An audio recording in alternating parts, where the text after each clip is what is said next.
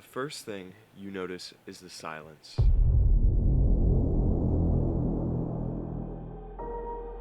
Not the peaceful kind, the heavy kind. Behind these trees, people say the melonheads watch from the shadows.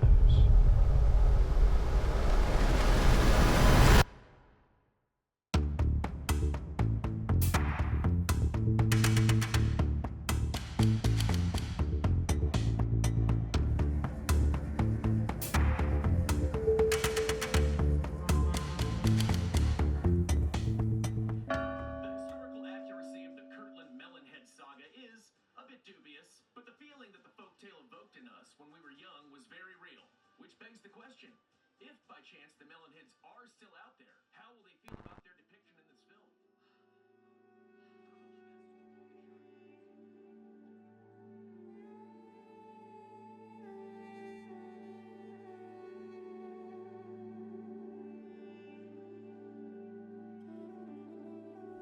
It was a little scary because I didn't know if the guy driving, if he had seen it or not, and he wouldn't tell me at first.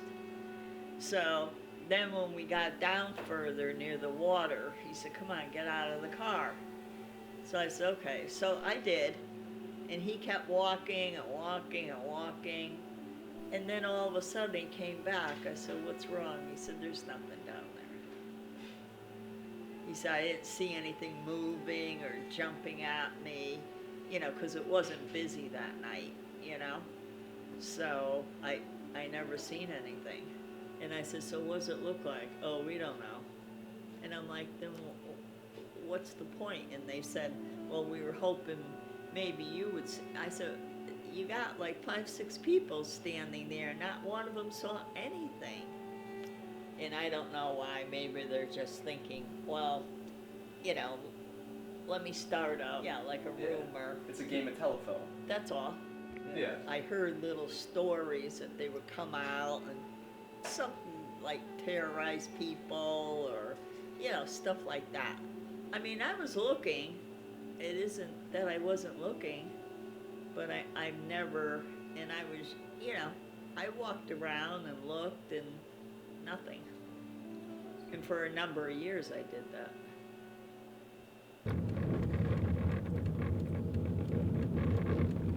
Feeling nervous? No. No, definitely not.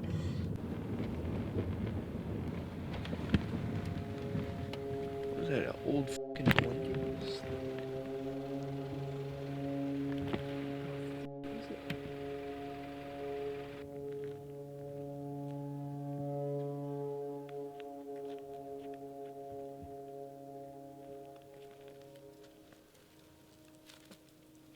They're pants.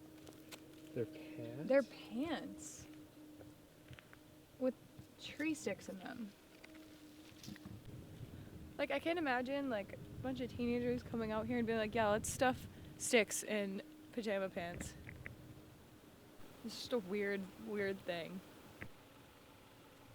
I know about Jeffrey Cohen's monster theory, which I think has a lot to do with a topic like this. And the theories are that the monster is a cultural body, so something like this is made up by people around who try to other people, and by other I mean people that are different than them, they ostracize. The monster usually lies at the gates of difference, so something like this is like the woods is the gates of difference. The monster represents something more than what it is. It's more telling about us as people than the monster itself. The melonheads are almost always described at the edges of the frame, just beyond the light, just far enough that you question what you saw. But there were patterns. People spoke of pale, stretched faces, eyes that seemed too aware, bodies that move with a nervous energy.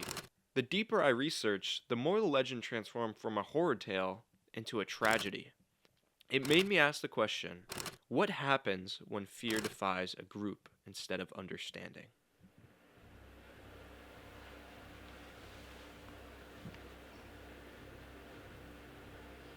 My name's Kevin Fonck. I'm from Bridgeport, Connecticut. Well, I always just describe them as like human figures, bald heads, real light toned skin. I remember they were in the woods, a road called Dracula's Drive. We're driving down the road, and it was scary. You couldn't see anything. We pulled over, and we're like fooling around. We get out the car, we're fooling around, laughing, joking around. We're like, I hope a car don't come around the corner or something. We're gonna have to run. You know, we heard something. So it was like a snap of wood, like a branch breaking, like somebody stepped on a branch. And we got in the car, just rolled down the windows and just stayed quiet. So we heard people, which sound like people, could have been an animal. We didn't see anything. We heard like walking. So we took off. I heard a lot about the Melonheads growing up, mainly in high school. Heard about Dracula Drive, a place in Stratford was a certain street you'd go to, a certain forest, I believe, Roosevelt Forest.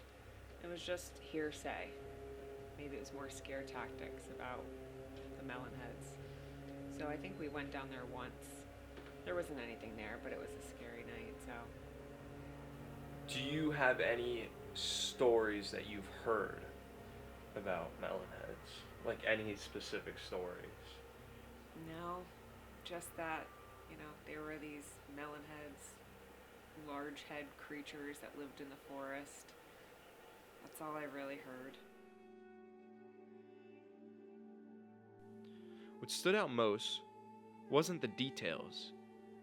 It was how much the legend was actually shaped by imagination, by fear of the unknown, and by the impulse to explain things we don't understand. The more I researched, the more the Melonheads became not monsters, but reflections of our own stories. At the end of the day, what I found wasn't a creature or a clear answer, but a community of stories, memories, and fears that have lasted generations. And as long as people keep telling those stories, the Melonheads will live on.